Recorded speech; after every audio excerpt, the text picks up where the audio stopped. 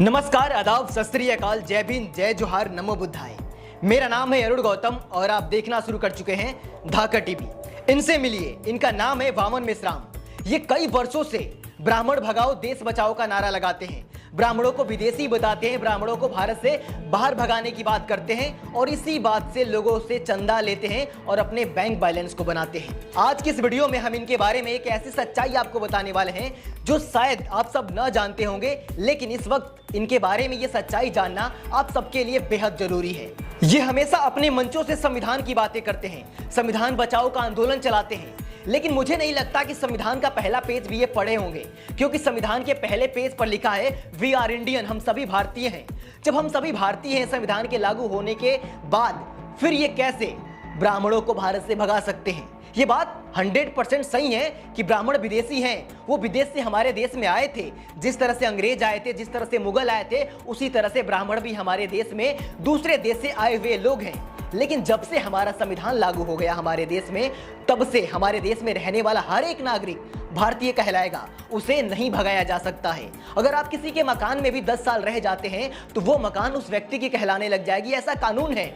फिर कोई सदियों से हमारे देश में रह रहा है, उन्हें कैसे भगाया जा सकता है? उन्हें भगाया नहीं जा सकता, बल्कि उन्हें सद्बुद्धि दिया जा सकता है, उन्हें बदला जा सकता है, उन्हें सुधारा जा सकता है। लेकिन ये जो भगाने की बात करते हैं, ये सिर्फ बहुजन समाज के लोगों को बरगलाने के लिए किया जाता है। इन सब में कोई भी सच्चाई नहीं है। दरअसल आज की वीडियो में मैं बात करने वाला हूँ वामन मेश्राम के बारे में, इसलिए क्योंकि वामन मेश्राम हमेशा बहुजन हितैषी होने का दावा करते हैं, बहुजन महापुरुषों का राग हमेशा अलापते रहते हैं, ऐसा हमेशा जताते रहते हैं कि बहुजन महापुरुषों के मूवमेंट को यही सिर्फ इकलौते ऐसे व्यक्ति हैं जो चला रहे हैं। लेकिन सबके पीछे सच्चाई क्या है, ये भी जानना आपको जरूरी है। आप सभी को पता ही होगा कि 2024 का लोकसभा चुनाव चल रहा है और इस लोकसभा चुनाव में वामन मेश्राम, जो हमेशा दलित हितैषी होने का दावा करते हैं, जो हमेशा बहुजन महापुरुषों के विचारों को आगे बढ़ाने का दावा करते हैं, वो वामन मेश्राम समाजवादी पार्टी को समर्थन दे चुके हैं। सोचने वाली बात है कि हमारे देश में बहुत सारी पार्टियां हैं और आपको अच्छे से पता होगा कि कौन ऐसी पार्टी है जो बहुजन महापुरुषों के विचारों को आगे बढ़ाने का कार्य करती है, बहुजन महापुरुषों के जो भी सपने थे उसे साकार करने की कोशिश करती है, और कौन ऐसी पार्टी है जो हमेशा दलितों के अधिकार के लिए बात करती है, दलितों के अधिकार के लिए हमेशा लड़ती है।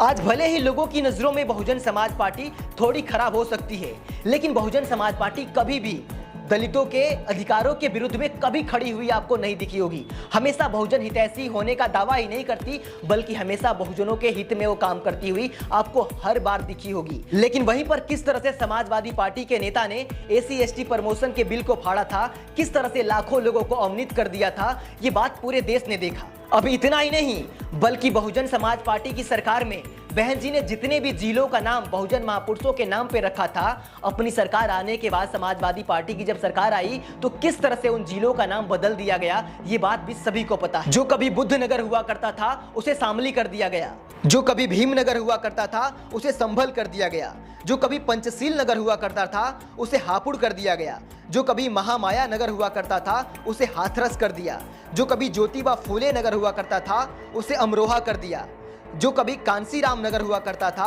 उसे कासगंज कर दिया, और जो छत्रपति साहूजी महाराज नगर था उसका नाम बदलकर अमेठी कर दिया। और ये सभी नाम बदला गया समाजवादी पार्टी की तरफ से, और इन सभी जिलों का नाम बहुजन समाज पार्टी ने अपनी सरकार में रखा था। तो आप इसी से अंदाजा लगा सकते हैं कि कौन सी ऐसी पार्टी है जो बहुजन महापुरुषों के विचारों को आगे ले जा रही है, और कौन सी ऐसी पार्टी है जो बहुजन महापुरुषों के नाम से भी उनको दिक्कत है और उनके नाम पर बनाए गए जिले का नाम तक बदल देती है। और ऐसे में वामन मेश्राम को समाजवादी पार्टी को समर्थन करना ये सिद्ध करता है कि वामन मेश्राम सिर्फ और सिर्फ लोगों को भ्रमित कर रहे हैं। उनको बहुजन महापुरुषों के विचारों से कोई लेना देना नहीं है, उनको सिर्फ फायदा चाहिए, फायदा चाहे जहां से भी मिले।